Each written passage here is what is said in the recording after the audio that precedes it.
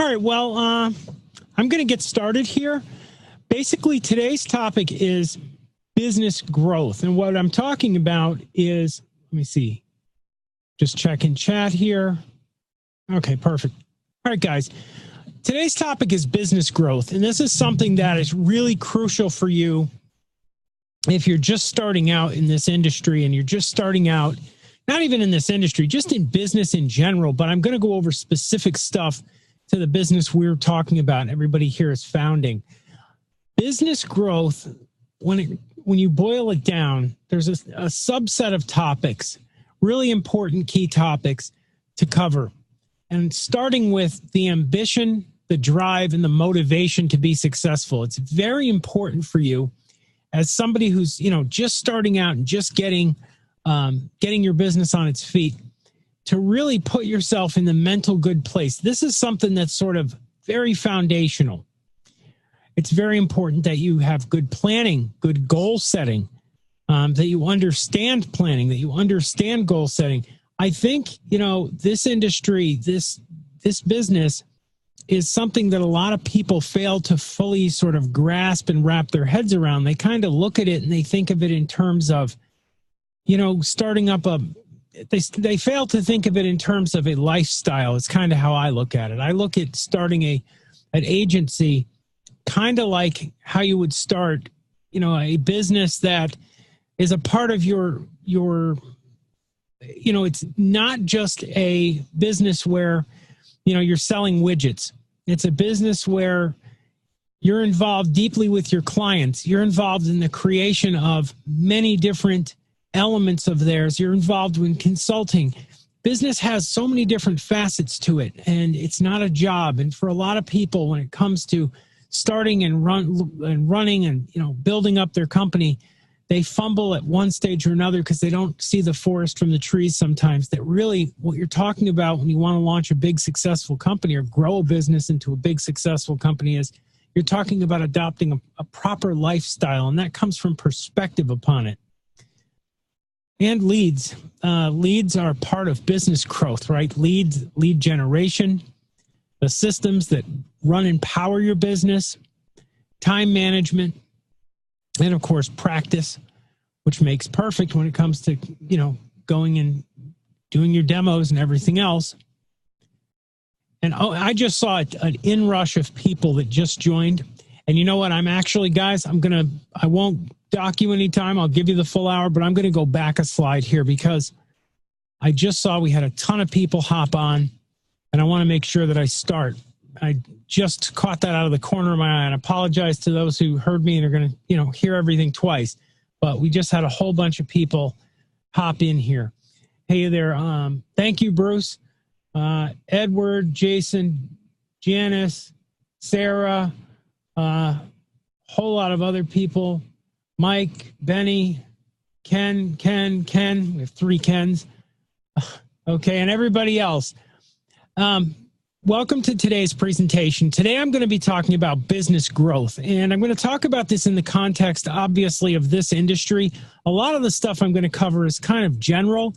It could be applied to, any business in any industry, and it could be applied to a variety, not only of just different businesses, but different components, of course, of businesses. There's a lot of overlap. Building business has a lot of nuance. And there's many topics to cover. And obviously, in this time, I'm not going to cover every topic in extreme detail. And I'm going to, sort of move across the topics fairly quickly. I would like all of you, as I give this presentation, to write down any questions that you have. And don't hesitate at the end to ask them, because I'm making plenty of time to answer any and all questions that you have. Even if they're not about this presentation, I'd be happy to make myself available to answer your questions. Now, some of the topics I'm going to cover are, the ambition, drive, motivation, what it takes and the perspective on a business, what you need to really look at a business, how it should be viewed, because you have to have the right sort of lens over your thinking to be able to bring business into focus and understand just what exactly it is that you're doing. Planning and goal setting, huge part of building a successful business is making plans, realistic plans, sticking to them, setting goals, hitting those goals, and so on and so forth in that vein. Lead generation and marketing. How do you grow your business at a local level? How do you grow your business at a regional level or online at a global level, technically? The systems that power business, they're very important. The systems, people fall and fail just because of systems. Time management and practice. And I think of these two as very, they're inextricably linked. They're two sides of the same coin as, time management and investing time. And then what are you doing during that time? And is it something cumulative? And cumulative is not always about adding up money or adding up digits of any kind. Sometimes that cumulative aspect of time is, going ahead and building a skill that you are then applying and getting better and better and better at. Scaling and the structure of your business, very important things to understand and to consider. You can set up a business that works great with one person or 5 people, or great with 10 clients, horrible at 25, and you're out of business at 50. Happens all the time. It's happened to a lot of big companies. Even public companies have had problems with this. And then, of course, tips and tricks. I'm going to throw in some stuff here that's just helped me through the years. Now, to start, I'm going to talk about the first thing I brought up, which is the ambition and drive, setting goals, all that kind of stuff, getting the right perspective upon your business. Basically, these are the raw materials, and that's why I built this slide in the way that I did. These are the raw materials of success when it comes to building something in this business. Whether you're looking to build, a small boutique agency with, a small amount of very expensive clients, a boutique, so to speak, right? If you're looking to build that, whether you're looking to build something massive with a huge call center, whether you're looking to go it alone and just do this on the side, whatever you're looking to do, it takes a cocktail of these elements, right? You have to have the ambition, right? You have to have the desire, but you also have to have the confidence. You have to have the drive to realize visions and goals, not just the imagination to dream something up. A lot of people have imagination. Tons of people I know can dream things up in their head, but they lack the competence, the confidence, the fortitude, all the things necessary to carry it through to reality. That's why I take a kind of a different perspective than a lot of people. A lot of people have the view that you need to, just set a very high goal, aim at it, shoot at it, miss it, but land much higher than you would have if you were realistic. I don't think that's how success usually works in businesses in the IT industry, specifically. Maybe in other industries that's true. For restaurants, it certainly is. If you aim at a Michelin star, you fail to get that, you're going to probably be the best restaurant in town. But in this industry, it's much more of a cumulative thing. It's about having realistic goals, right? Having realistic goals and aiming at those goals and taking pragmatic steps day after day after day to chip away at the problem. And as time goes on, you get better and better and better. And I think what I mean by this, to make it maybe a little more practical, is I say I'm starting up an agency, right? Say I was doing this tomorrow. I would sit down and say to myself, okay, well, Jake, what do you have to get? Well, we have to get a venue for leads. I have to get these things. But what's going through my head in terms of my emotions and preconditions of all these little steps is a sense that through my technical competence, right, my studies, my understanding of services, that I'm going to be able to do it. Number one, I'm going to be able to understand this. That confidence was derived and rooted in studying of things. It wasn't something I leapt a leap of faith. It was rooted in understanding the services in a very real, practical way, right? The same thing holds true for sales. If I'm sitting there and getting leads, it does no good to get leads if I have no confidence that I can sell them. My confidence that I can sell them comes from having done tons and tons of demos and knowing that if you give me a certain number of leads, I'm probably going to come back with a certain number of sales. The sales are in the leads at a reasonable ratio. If I don't think there's any sales in the leads because I feel like I'm, going to fail at it, well, of course, that's taking something away. That's negative, right? So it's setting realistic goals. It's having, the dedication, right? Knowing that I'm going to get up and continue to work. That's going to be something on my mind immediately, is I have to get up every day and I have to go out there and I have to, make it happen. I have to get on the phones. I have to go on demos. I have to be awake at certain hours. I have to go to sleep at others. All those kind of things. And of course, drive. And I think the one precondition just about all of you have is drive.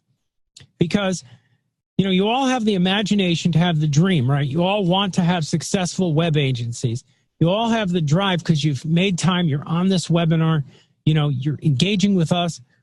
I've spoken to many of you one-on-one, and I love the Rocket Driver community, especially when I was sick, because I had surgery done and I had to recuperate for a long time, and I stayed in contact with tons of people who are members, partners here through that time who are building their agencies. I actually got a phone call in the hospital from a partner who became a good friend of mine.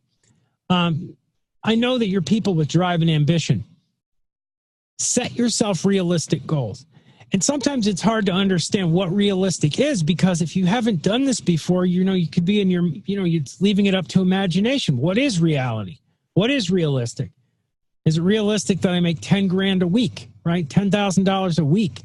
Not right off the bat, but it is realistic that you get your first sale, that you take your first step, right? It's like an engine. An engine doesn't start at its max RPMs. It starts up, and it just keeps on going, and then eventually it hits its stride and it hums, right? That's exactly how it is in business.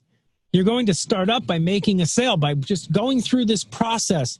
The first time you go through the entire process, you're going to be a little creaky, right? You're going to hit maybe a little road bump here or there. You're not going to know certain things off the top of your head.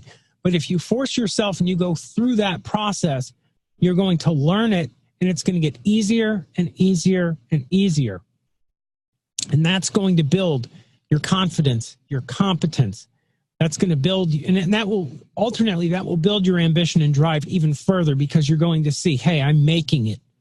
Maybe I'm not making 10,000 a week, but I'm making sales. Sales are happening. More money is coming in than is going out here. This is a viable business. So I encourage everyone I talk to, set yourself realistic goals, but I'm not saying set them as your upper limit. I'm saying set them and carry out the tasks that are needed to hit them so that you can get your business moving forward to any degree.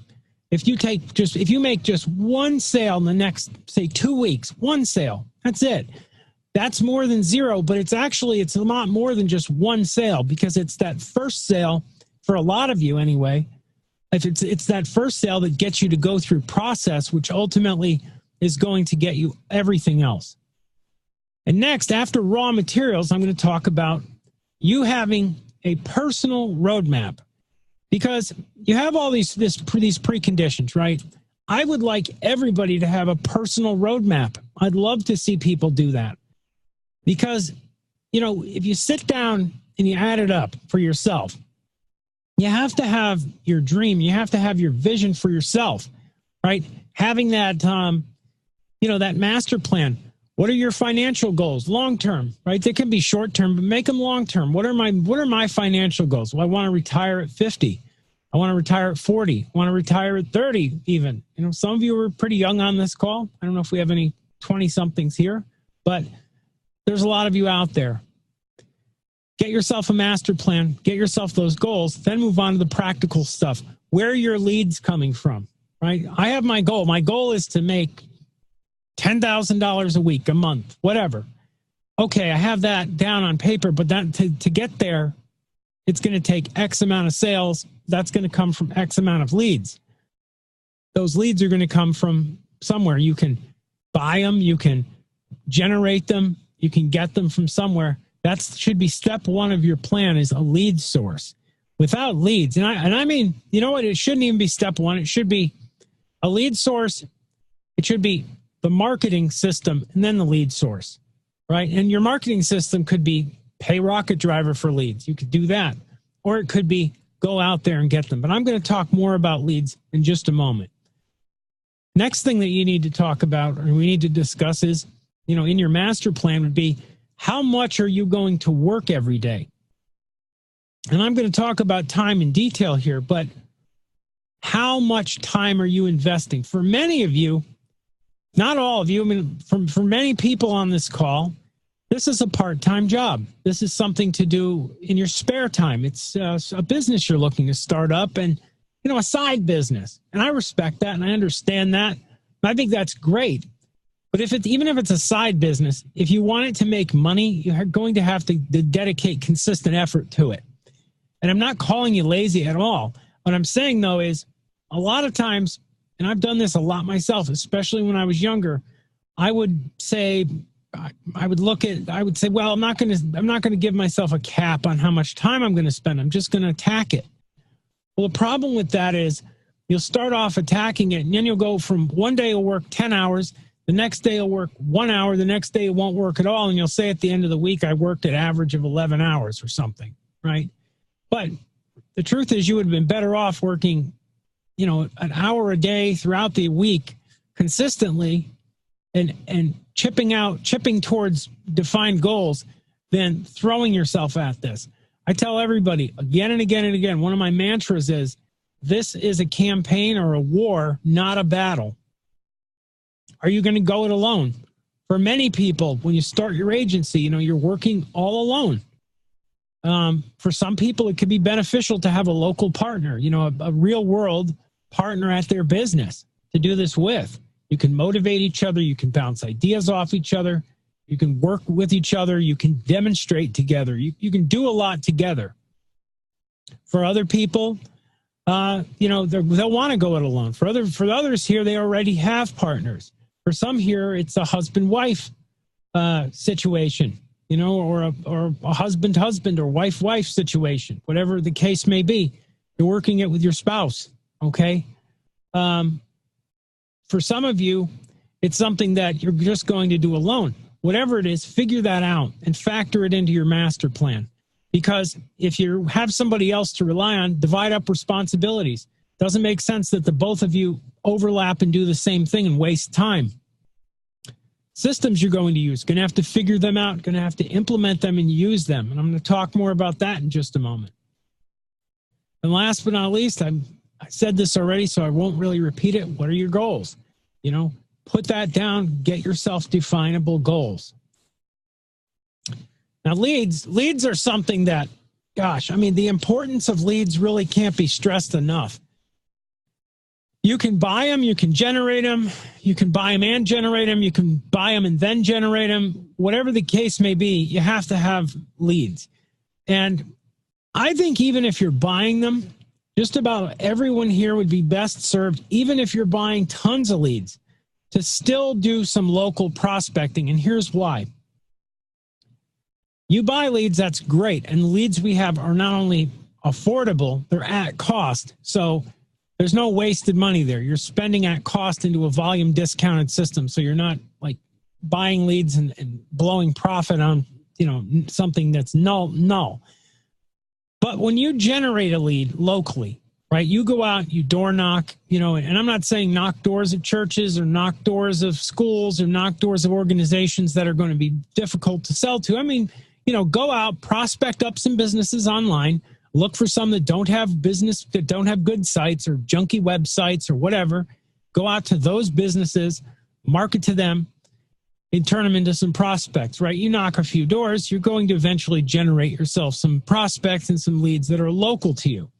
The benefit is when you make local sales, and I'm not saying local sales will always be the most lucrative or that they'll even be necessarily the easiest to acquire, because local sales I think are easier to market to, but sometimes they're easier to close, but for other people they might not be.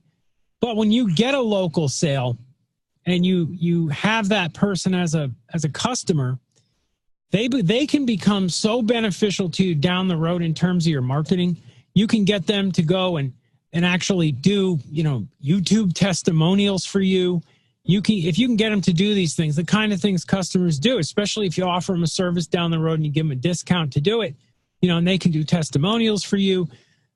Since you know them in real life, you can work with them to help use them as a marketing vehicle. And I know you're saying, like, use your customer, that's awful. No, we're talking about using them for marketing. Believe me, that's not awful. Using your client base to get more clients is something that you can absolutely do when you have a remote sale, from one of our leads.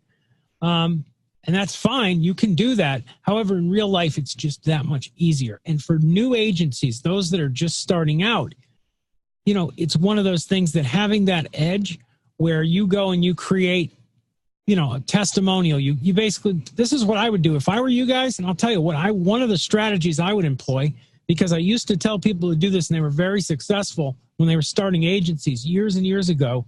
I used to say this all the time to people who are opening white label agencies or opening agencies, you know, in that industry, was to go and land a client just to land a client, right? If the website costs you $300, sell it for $500. You know, just cover your time. Maybe be able to afford a dinner out with whoever. You know, simply just cover costs and get the deal just to get the deal. And because you gave it at such a steep discount, the client who you gave it to is going to feel indebted to you if you sell it correctly and you let them know, hey, I'm giving this to you at cost. And the reason I'm giving it to you cheap, I want a testimonial from you.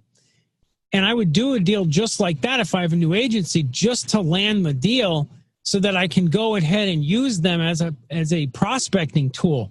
And I'm going to go all out with them. I'm going to tell them, look, I'm giving you a $5,000 site for $300 or $500, whatever the case may be.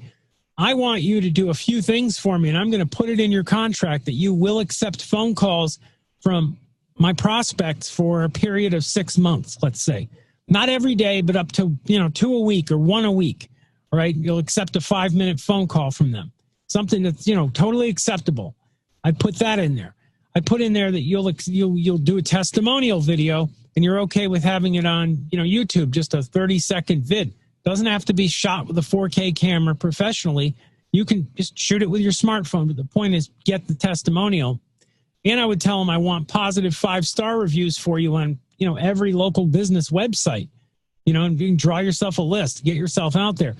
The point is, it's worth taking a deal that might have been a potential $2,000 deal and turning it into a rock solid, locked in prospecting tool that you can use like a weapon to land deals going forward, now and forever, right? And the prospect, they're happy and you're happy. It's a win-win situation. They're getting a site really cheap.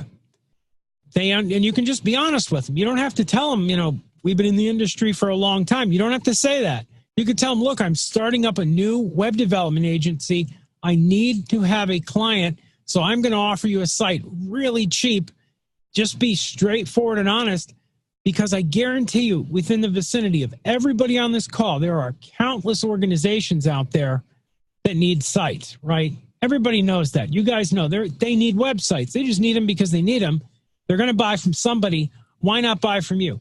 Yeah, you're going to have to cut your costs. But once you have that tool, that prospecting tool of using a past client that had a great experience to go do vids and go through everything, it's going to be very easy to land more clients, and especially if you land a client in an industry that holds some esteem, you know, law offices, doctors, dentists, you know, just some kind of a profession that holds esteem. That's what I would advise everybody to do, you know, because it's simple at a local level. Of course, online there's you can do prospecting online. You can go and buy leads. Many different angles, many different avenues that you can go down to generate and get leads. Now, you have to make a decision on this, though. You know, whether you choose to buy leads from us, choose to generate them yourself, or choose to whatever you're going to do. Lead generation is one of those bedrock, or leads are a foundational need of the business. They're the oxygen the business thrives on. No leads means no sales. No sales means no profit. No profit means your business is technically a hobby, and it's a hobby you'll get bored with soon enough. So you need to start getting leads so you can start generating sales. It's really just that simple. Really critical that you get out there and you do this. Now, I just talked about what I would advise, you know, getting out there and just making a sale. There are some other strategies that you can employ at a local level. You can go and find local partnerships. This is something that, you know, and their partnerships come in multiple types. You can go and find somebody, like say it's an insurance company. You have B2B insurance people out there all over the place. You can partner with one of them and say, hey, I'll do a profit split with you. You generate me leads that sell for a website, and I'll, cut the profit to cut you 30, 40% of the profit from the deal. You can do deals like that where you're not paying anything and you're not doing any work to get them to basically set the ball up for you to just go and, knock it home. All right. Those kind of partnerships, right? Where they're a channel partnership, right? They're in a separate channel than yours, and you're partnered with them, and maybe you agree to market, give them insurance leads if you run into somebody or something like that. Different ways you can structure it, be creative, but you can do partnerships at a local level. Prospecting. Now, are you going to do it online? You're going to do it over the phone? Oh, I almost skipped this. Referral partners. Your businesses, you have your referral partners, people who refer you leads, and then you have your channel partners, people who are, helping to make the sale. Kind of two different, very similar types of partnerships. But the point is, local partnerships, very helpful.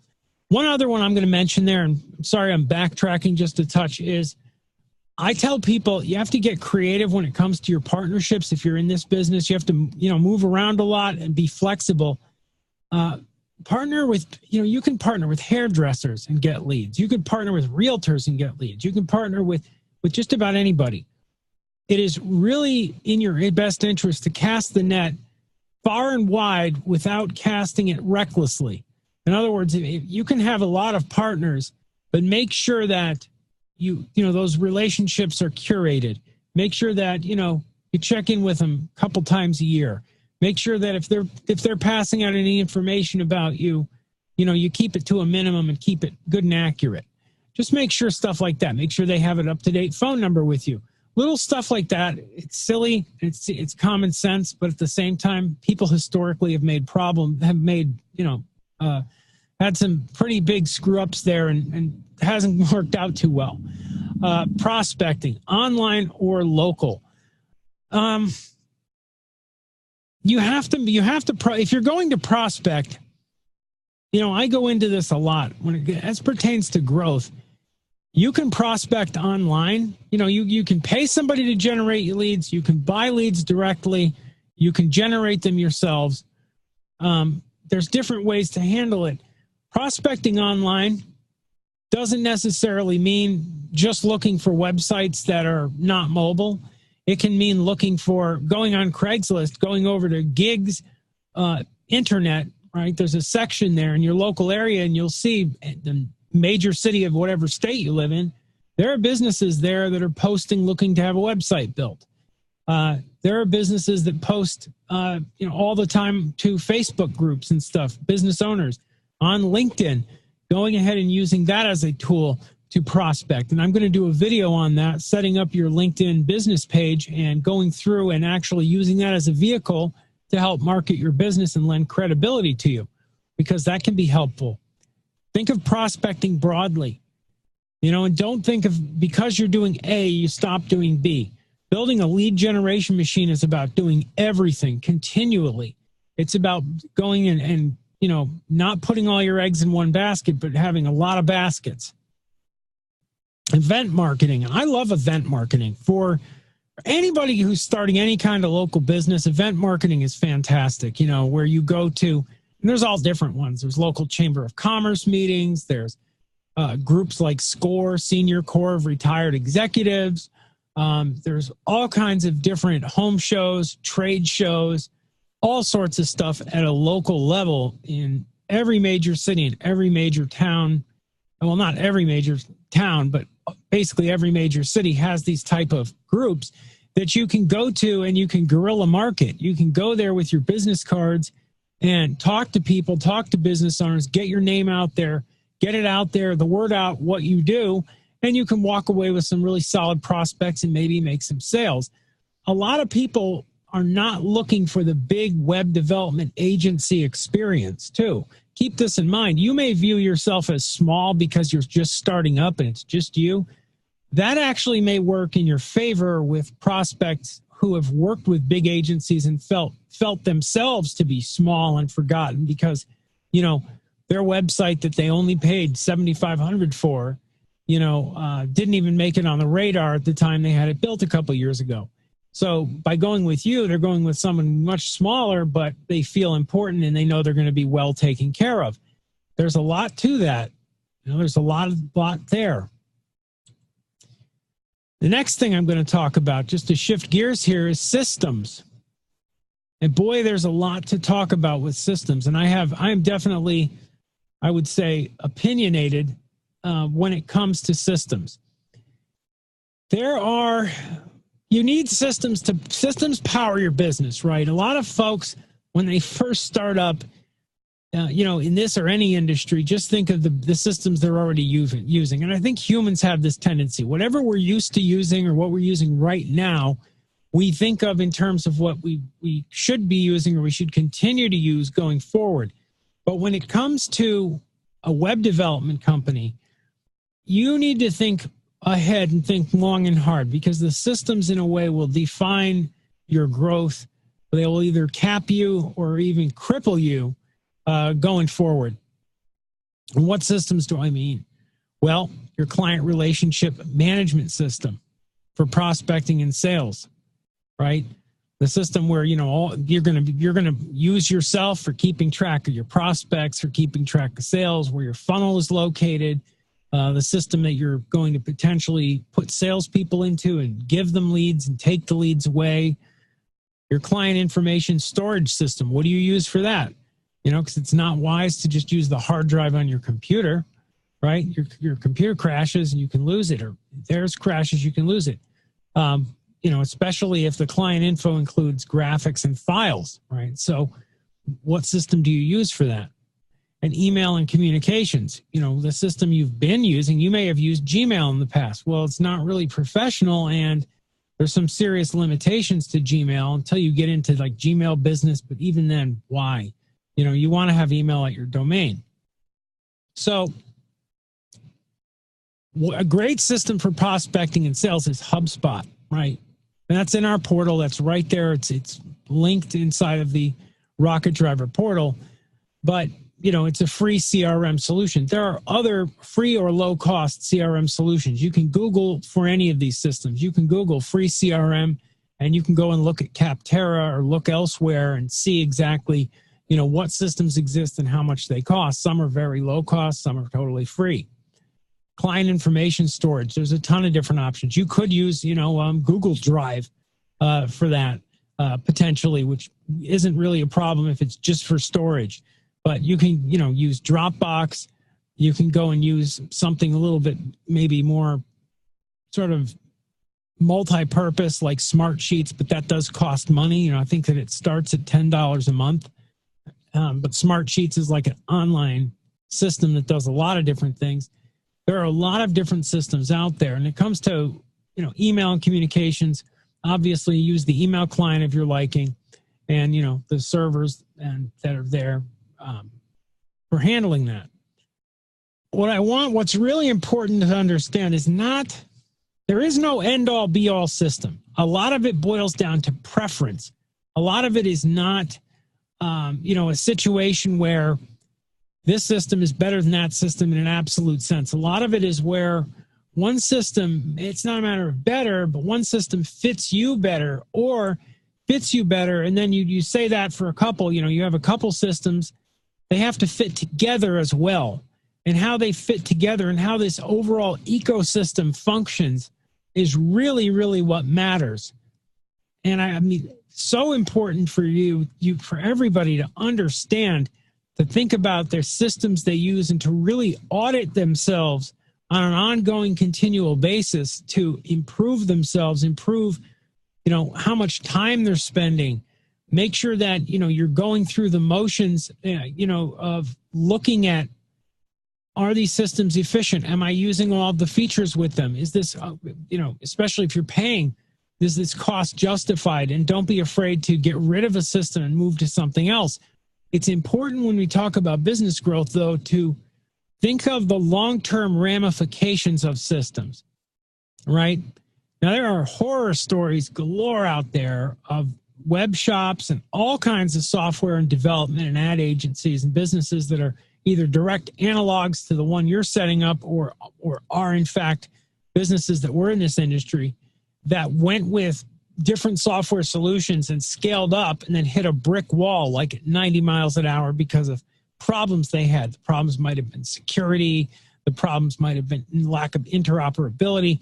You know, think of everybody who had a CRM when the CRM maker goes out of business, or think of everybody who has a piece of software the day it gets hacked and they're offline for email. So you have to be wise in your choices. Think of the long term. Think of, can I scale with this solution? Is this safe? Is this secure? Is this, you know, doing what it needs to do? Really important.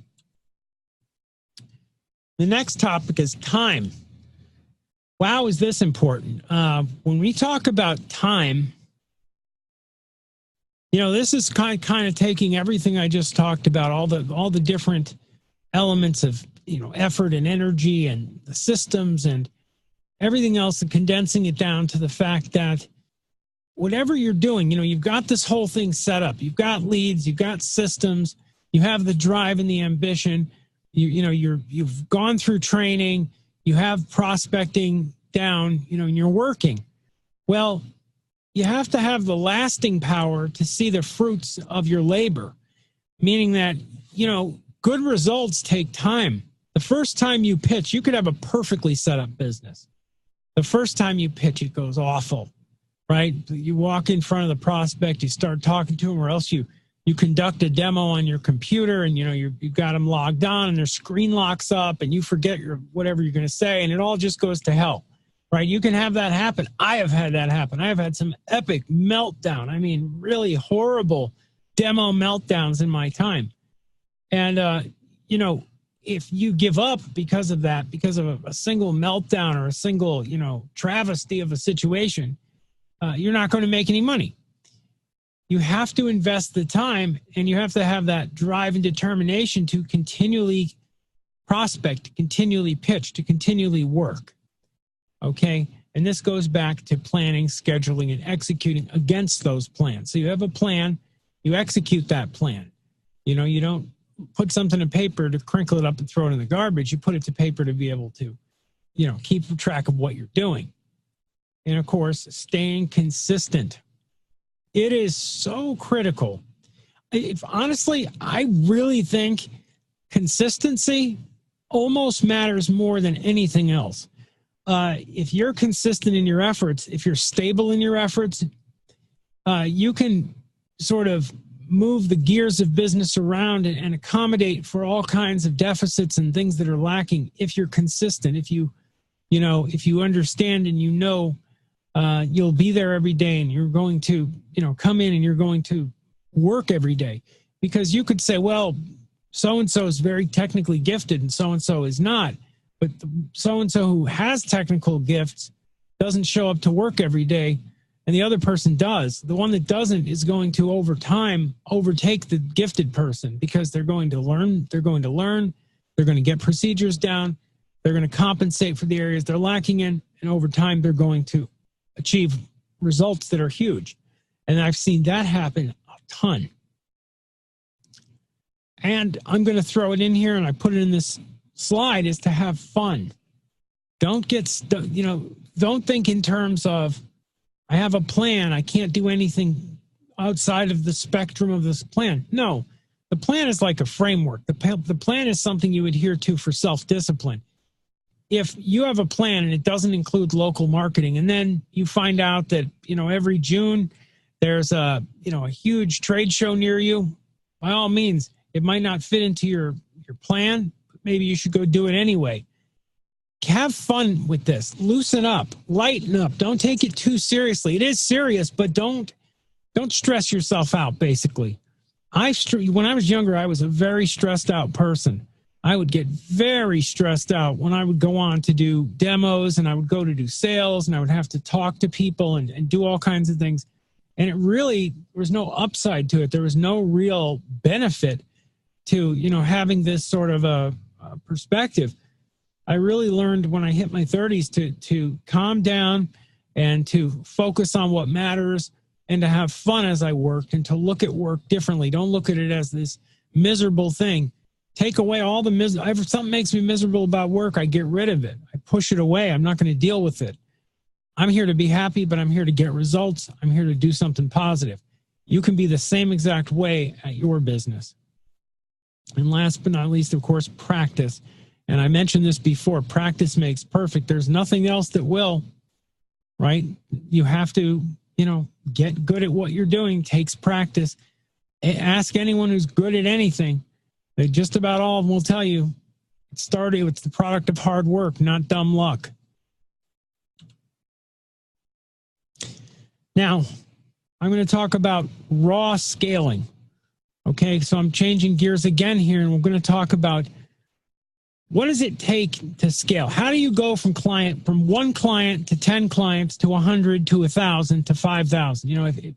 I'm reaching up into the crazy stratosphere, right? How does that happen? What are the benefits of it? What does it mean? What can I say on scaling? Well, I think that you have to think in terms of having contingencies of scaling, right? And what I mean by that is, if I'm going to scale my business, I'm going to have a ton of stability of all the mechanics of the business to be able to scale that business. The way that I scale might be to bring on a ton of salespeople, right? Or it might be to partner with somebody who has a ton of salespeople, or it might be to partner with somebody who has a network of clients already and to sell my services to them in a one-shot deal. There's different ways that you can hit, exponential growth or, relatively very fast linear growth, right? There's lots of ways you can stumble into that. But if you do, you have to have a contingency in place. You have to be able to take the business and absorb it. And, there are lots of situations where you can scale right into the brick wall again, because you don't have systems in place. You don't have contingencies in place. Have contingencies. Think about how you would handle things. And I'm talking primarily to those of you who have, who are not brand new and who have, a bunch of sales right now, or a bunch that are maybe processing. Maybe you have 3 deals processing and you wish you had 10. Think about all the work you're doing right now times 3 and then some. Okay, if you're at 3 and you wish you had 10, could you handle it?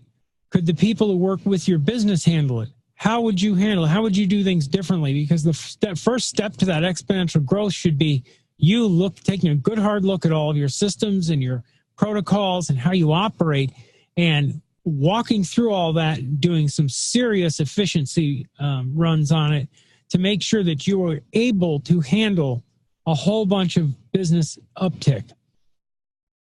Of course, multiplied efforts. When it comes to salespeople, it comes to bringing on employees, it comes to all kinds of things. It's all about effort multiplication, right? But for you to be able to multiply that effort, you have to have competence in the first place. And this is where self-training comes in, and it's so important. If you want other people to sell for you, make sure that they understand what it is they're selling, or and you understand what it is you're selling, and make sure that you can train on it effectively. In the past, we've had people who wanted to bring on salespeople when they themselves didn't understand their own product, right? That's not cool. That's ridiculous. How are you going to manage somebody? How are you possibly going to manage somebody if you don't even understand A, a sales process, B, a sales system, or C, a service? You need to understand all 3 inside out and backwards. You need to understand how to operate your CRM to hand them leads and to know if they're working or not in there.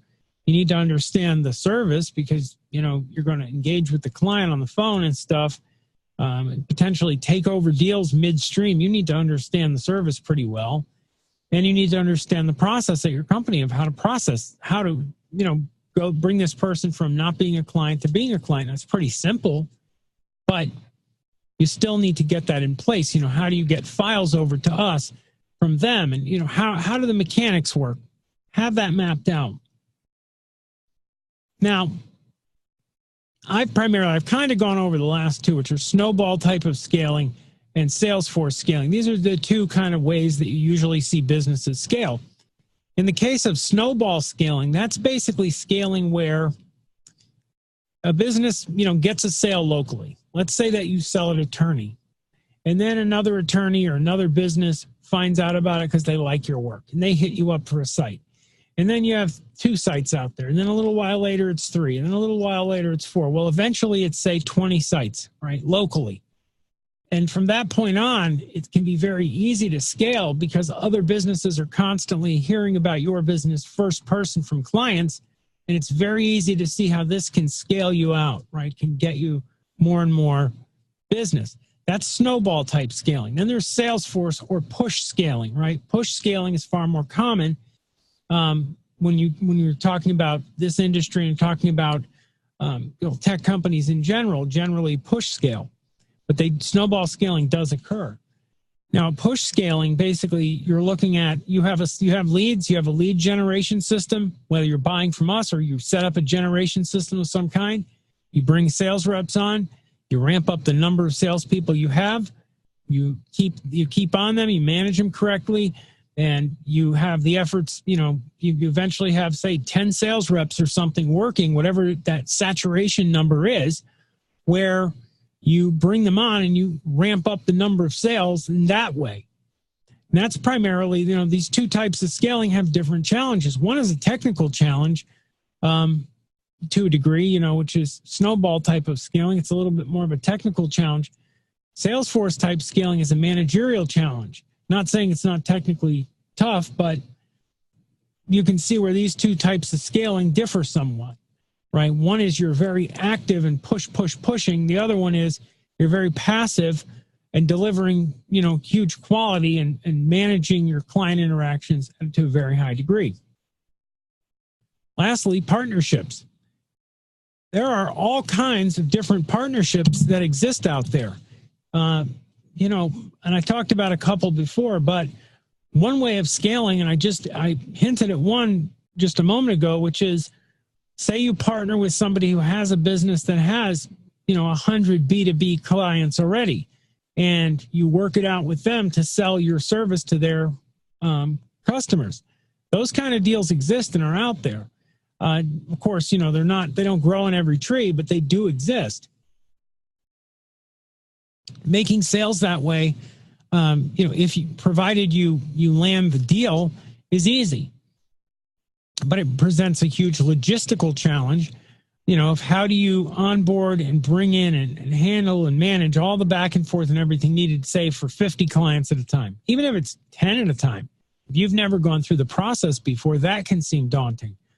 So always look at your services and your procedures and your systems, and be a student of your craft. Always work to refine them. And now I'm going to go over, just some real simple tips and tricks, a few of these. These are a few things that a lot of people could really benefit from keeping in mind. And the first is having a business lifestyle. My lifestyle is such that I do not have an employee style segregation or division between my work and my home life. Okay, my phone rings at home, it's probably work. At work, I probably have people from home call me. There's a significant bleed over on both sides. And business is not, I don't look at it as a job, it's a lifestyle, right? And I've always been this way. I'm being an entrepreneur, looking at business as a job or looking at it as a lifestyle gives you a perspective that it's not work. It's just what you do, right? It's not work. Work is something that's unnatural, that you have to put on a mask and pretend you like and force yourself to do. Being an entrepreneur is something that you do even when you're, not trying, right? It's so natural to you. And that's the kind of perspective that I have. And I think a lot of people, when they adopt that perspective, growing their business becomes second nature, because, there are people, and I've met quite a few of them, they just couldn't help but grow their business because all they did was work and they enjoyed it. It was their leisure time. And I'm not saying I aspired to be one of those people, because I didn't. I think it naturally happens when you get involved in a business that you're excited about, doing something you like, and you start to see results. You naturally your blood pressure goes down, your enjoyment goes up, the brain releases the endorphins, and you are off to the races with it. That happens. This leads me to something else, the 80-20 rule. How many people on this call have heard of the 80-20 rule?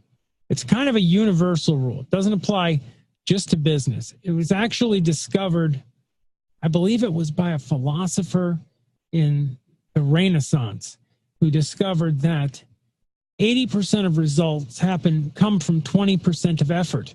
And he looked at this and said it's a universal rule. It applies to lots of different things. It applies to, I think if we looked at it in terms of sports, he looked at it in terms of just everything in life. Was this rule applied. That 80% of knowledge was one thing he looked at and said 80% of useful information takes 20% of the time of study.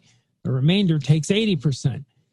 And so the 80-20 rule, how this works out, how it applies to businesses, basically look at things in terms of getting a passing grade, not perfection. Okay? What I mean by that is if you are hiring salespeople, right, and you're looking to hire 5 world-class salespeople, but you find 4 that are good, bring the 4 on, skip the 5th one, and move on.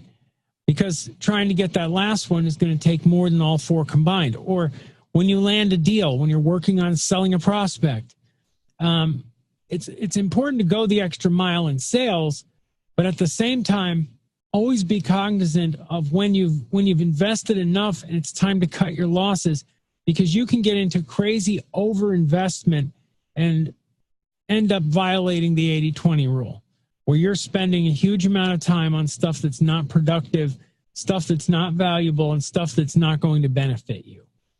Okay? And I hope I was clear about that. What I'm talking about is the growth of your business and where to invest your time, because it's really the most important vital resource that you have. Make sure you're investing yourself where you can have the biggest impact on growing your business. Don't become a perfectionist that invests themselves, with utter equity across their whole company or utter equality across their whole company, and spends an equal amount of time, working on the design of flyers as they do, getting the product features down in memory. Because one is not equal to the other. You need to have a clear vision. Occam's razor, right? The simple and the obvious is usually also the true, right? That's basically what Occam's razor means. The obvious answer is usually the right one. This applies to business growth just as much as it applies to murder mysteries, right? Occam's razor, dictates when you're looking at prospects and you're looking at deals and you're looking at demos and you're looking at just everything at your business. Usually the simple approach is the approach that's the one to take. The simple answer is usually the right and true answer. Don't get too far afield. Don't concern yourself with too much petty minutia. Confidence comes from competence. If you're competent at what you're doing, you will be confident at what you're doing. I can guarantee you that. There's not a person on this call that if I didn't put you through understanding the service to a point where you felt confident, you are competent in it, you wouldn't also be confident in selling it. Lastly, remember to have fun and stay positive.